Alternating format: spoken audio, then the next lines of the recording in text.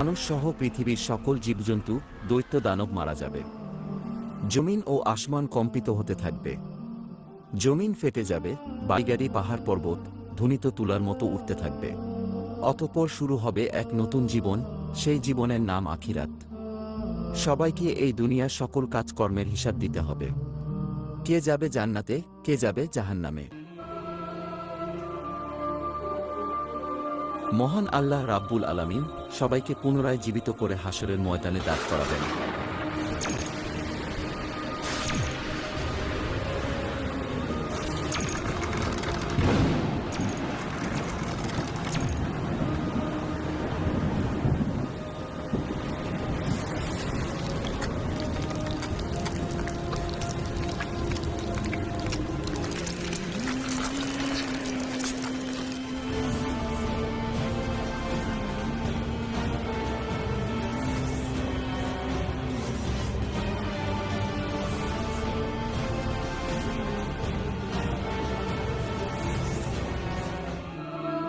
সেদিন প্রত্যেক মানুষকে 5টি প্রশ্ন করা হবে।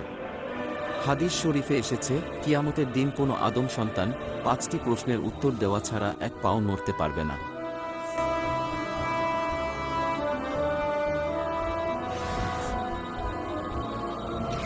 সেদিন তাকে জিজ্ঞাসা করা হবে তার জীবনের লক্ষ্য ও উদ্দেশ্য কী ছিল, এবং তার যৌবনকাল কিভাবে কাটিয়েছে, কিভাবে সে উপার্জন করেছে এবং তা কিভাবে ব্যয় করেছে, তার জ্ঞান বা বিবেক অনুসারে কর্ম করেছে কিনা, আর মহান রবের ইবাদত করেছে কিনা।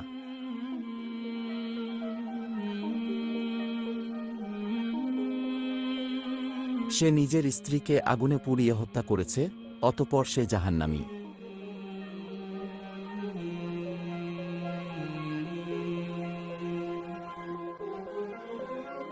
অনেক টাকা পয়সা থাকা সত্ত্বেও দান খয়রাত করে নাই, অথচ সেই টাকা দিয়ে নেশা করেছে, অতঃপর সে জাহান্নামী।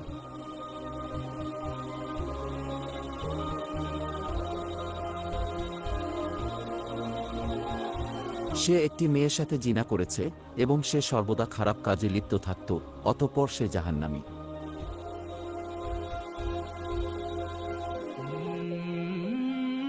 নিজের স্বামী থাকা সত্ত্বেও অন্য পুরুষের সাথে জেনায় লিপ্ত হয়েছে, অতঃপর সে জাহান্নামী।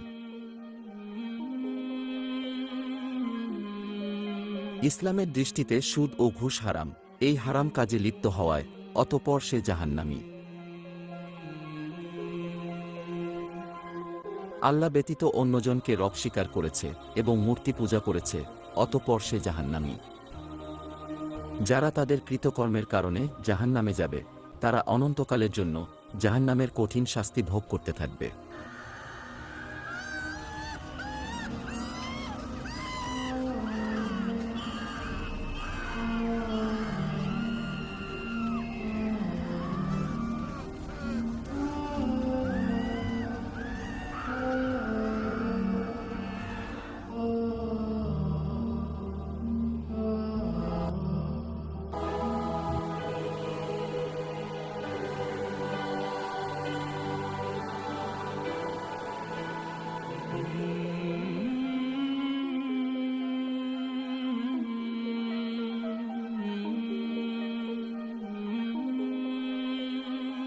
এই ব্যক্তি গরিব মানুষের পাশে দাঁড়িয়েছে, দান খয়রাত করেছে, অতঃপর সে জান্নাতি।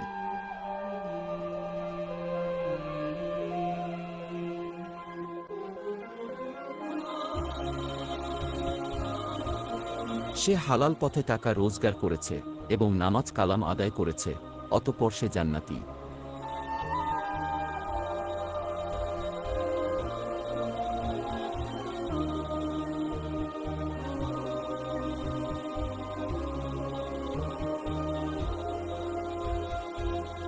অসহায় মানুষদের সেবা যত্ন করেছে এবং মানুষের উপকার করেছে, অতঃপর সে জান্নাতি।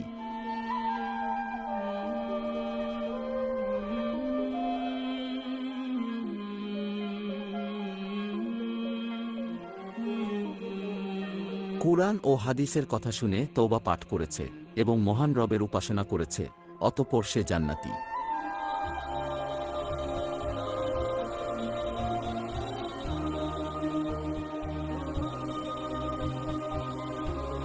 কুরআনের জ্ঞান শিক্ষা দিতে গিয়ে কাফেরদের হাতে পাথরের আঘাতে শহীদ হয়েছে, অতঃপর সে জান্নাতি।